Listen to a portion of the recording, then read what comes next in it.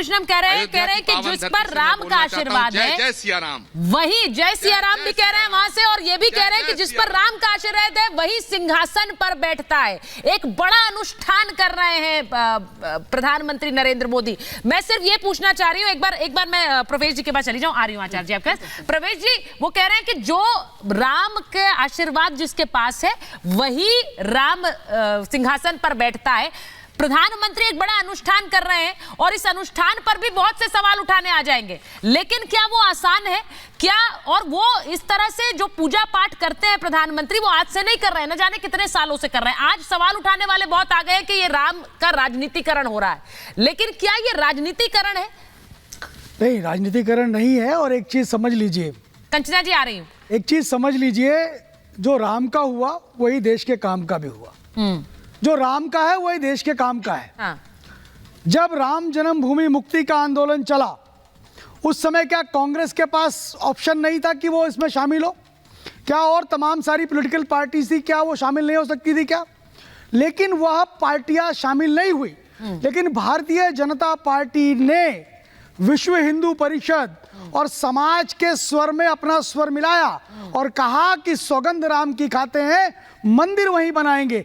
अगर आज भारतीय जनता पार्टी इस मंदिर के बनने का थोड़ा सा भी अगर क्रेडिट लेने की बात करती है, तो इसमें कोई बुरा नहीं है। कोई बुरा नहीं है। हम एक बात कहते हैं सुचित्रा जी, हम ये कहते हैं कि अगर कांग्रेस पार्टी और पॉलिटिकल पार्टी जो इसका विरोध कर रही हैं, अगर वो विरोध कर रही हैं, तो इस देश की सामाजिक समरसता के खिलाफ भी उनका भी वो विरोध कर रही हैं। सामाजिक समरसता के खिलाफ हैं। कैसे हैं, मैं बताता हूं आपको। जब इस देश के अंदर प्रभु राम के मंदिर निर्माण के लिए निधि समर्पण अभियान की शुरुआत हुई, तो उसकी शुरुआत इस दिल्ली के वाल्मीकि समाज के मंदिर में कृष्ण विद्यार्थी जी से 10 रुपए का निधि का समर्पण लेकर के दिल्ली में शुरू हुआ। उसी प्रकार से दत्तात्रेय होसबोले जी ने लखनऊ में नगर पालिका में सफाई का काम करने वाले नरेंद्र वाल्मीकि से 10 रुपए का निधि का समर्पण करके उस अभियान की शुरुआत करी। उस 10-10 रुपए की कीमत से आज इस भव्य राम मंदिर का निर्माण हो रहा है। भी रही है इतने सालों, पता नहीं था कोर्ट का फैसला आएगा कि नहीं आएगा, कब आएगा नहीं पता था, लेकिन तब भी वो शिलाएं पहुंचती रही, जैसा आप बता रहे हैं। मैं एक बार कंचना जी के पास, एक बार कंचना जी के पास, बहुत देर से इंतजार कर रही। कंचना जी माफी चाहती, थोड़ी देर से आ रही हूँ आपके पास। कंचना जी, मैं जब यहाँ पर प्रवेश जी कहते हैं कि जब जिन लोगों ने कहा कि कसम राम की खाते हैं मंदिर वहीं बनाएंगे, उन्होंने शुरू से अपनी प्रतिबद्धता जाहिर की, तो आज प्रधानमंत्री नरेंद्र मोदी 11 दिन का अनुष्ठान करते हैं। आज जब वो मंदिर के प्राण प्रतिष्ठा के लिए जाते हैं, तो आप लोग उसे राजनीति क्यों कहते हैं? देखिए, मुझे लगता है सुचरिता जी कि जब या बोलते हो ना कि विपक्ष इस पर राजनीति कर रहा है, तो मुझे लगता है थोड़ा सा आप हंस भी रहे होंगे, क्योंकि राजनीति कौन कर रहा है ये बताने की जरूरत नहीं है। और अपने काला राम मंदिर की जो जिक्र किया, मैं उसकी हिस्ट्री थोड़ी सी बताऊंगी कि वो पहला मंदिर था जहां पर महिलाओं को प्रवेश वर्जित था, और सबसे पहले बाबा भीमराव अंबेडकर ने वहां पर प्रवेश किया था। वहां पर एंट्री को लेकर, दलित महिलाओं को लेकर और महिलाओं को लेकर, दलितों को लेकर, और उसकी एक लिगेसी है, उसकी हिस्ट्री है। मैंने कभी नहीं कहा, हमने कभी नहीं कहा कि हम धर्म के विरोधी, राम के विरोधी, हम उनके आदर्शों और उसूलों पे चलने वाले लोग हैं और मानते हैं। और बस पर ये कैसा उसूल है कंचना जी, जिसमें आप लोग कह देते हैं कि मंदिर की जरूरत नहीं है, भूखा है तो वो अस्पताल जाएगा, मंदिर नहीं जाएगा।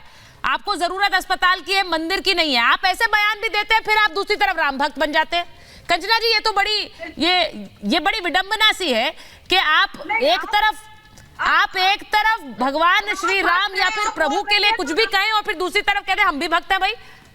हाँ, सुनिए सुचरिता जी, आप राम भक्त है तो राम बहुत अच्छे श्रोता थे, थोड़ा सा सुन लीजिए। आपके सारे सवालों का जवाब दूंगी, और सबसे लास्ट में आपने मुझे समय दिया है। तो जब मैं कहती हूँ कि जब हॉस्पिटल का एक अपना प्लेस है, आप एक हाईटेक इन्वायरमेंट में बैठी हैं, आप उस इन्वायरमेंट को छोड़कर कहीं ऐसे जगह पर, मान लीजिए कोई मंदिर में चले जाइए और बिना किसी चीज का आप डिबेट नहीं कर सकती। राम की अपनी जरूरत अलग है, मंदिर की अपनी एक अलग प्लेस है, हॉस्पिटल का एक अपना अलग प्लेस है, और आपके हाईटेक स्टूडियो का एक अपना अलग प्लेस है। लेकिन जब आप हर चीज को एक से जोड़ देते हो, तो यह राजनीति है और बहुत गंदी राजनीति है। मैं यहाँ बीजेपी से और जितने भी गुरु बैठे हैं, ये बड़ा इंटरेस्टिंग है कंचना जी कि आप ये बता रहे हैं कि सबकी अलग प्लेस है। आपके नेता ने ऐसे बयान नहीं दिया था जिस तरह से आप आप एक्सप्लेन कर रही हैं, पहली बात। दूसरी बात, तेज प्रताप जी कह देते हैं कि इंडिया गठबंधन की सरकार आएगी तो राम राज्य आएगा। वो राजनीति नहीं है, वो राजनीति नहीं है, ये राजनीति है।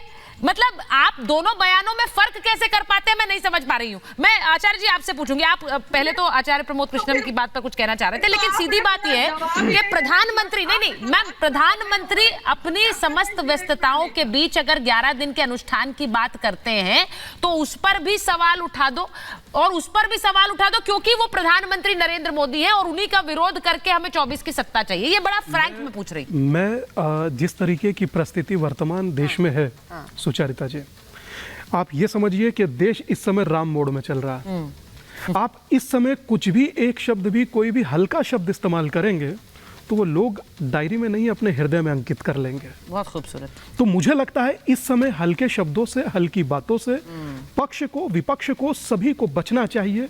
राम मर्यादित है, अमर्यादित नहीं होना चाहिए। और उससे ज्यादा महत्वपूर्ण जो आचार्य जी ने कहा कि जो राम काज की बात करेगा सो देश पर राज करेगा, उस पर मुझे एक दोहा है कि जा पर कृपा राम की होई ता पर कृपा करे हर कोई, और उससे आगे है कि जिससे रूठ गए रघुराई समझो उसकी आफत आई। अरे भाई, तो जिससे रूठ गए रघुराई उसकी आफत आई। दुष्यंत जी क्या कह रहे हैं आचार्य जी? मैं बात कंप्लीट कर दूं? हाँ, बिल्कुल कंप्लीट करिए। मैं बात कंप्लीट कर दूं? एक कंप्लीट करते हैं उसके बाद। हाँ। मेरा ये सभी पूरे भारत के लिए है, किसी व्यक्ति विशेष के लिए नहीं कहना चाहता, मगर हाँ इतना जरूर कहना चाहता हूं, बहुत सौभाग्यशाली लोग वो होंगे। बहुत सब लोगों ने, पैनल में बैठे सब लोगों ने एक बात बहुत शानदार कही, राम सबके हैं। तो फिर आप ये समझकर क्यों नहीं जाते कि आपके हैं? जिन्हें निमंत्रण नहीं मिला आप उनसे पूछिए। एक व्यक्ति से हमारी बात हुई, मतलब अच्छे व्यक्ति हैं, कहते कि पंक्ति में पीछे टाट पर बिछा दीजिए, मैं वहां बैठकर देख लूंगा, और कहते कहते भावुक हो गए। सोचिए कि ये एक वो महिला का हम सुन रहे थे जिसने 30 साल से कुछ नहीं बोला, सिर्फ ये सोचकर कि जिस समय राम मंदिर की प्राण प्रतिष्ठा होगी तब अपना मौन खोलेंगे। ये भी सोचिए, जो स्वामी दीपांकर बता रहे हैं, जिस महिला के बारे में वो बता रहे हैं, प्रभु श्री राम की ऐसी भक्त कि उन्होंने मौन रखा कि प्रभु श्री राम अपने घर में नहीं विराजेंगे तो मैं तब तक मौन रहूंगी। सोचिए। हाँ, बोलिए। मेरे गुरु जो थे आदरणीय स्वामी ब्रह्मानंद सरस्वती, वो इस आंदोलन का हिस्सा थे। हाँ। मुझे जब निमंत्रण मिला तो मेरे आप हर्ष की सीमा कोई नहीं थी, वो 7वां आसमान भी क्रॉस कर गया। मेरा सहारनपुर भयंकर तैयारी कर रहा है रामोत्सव की।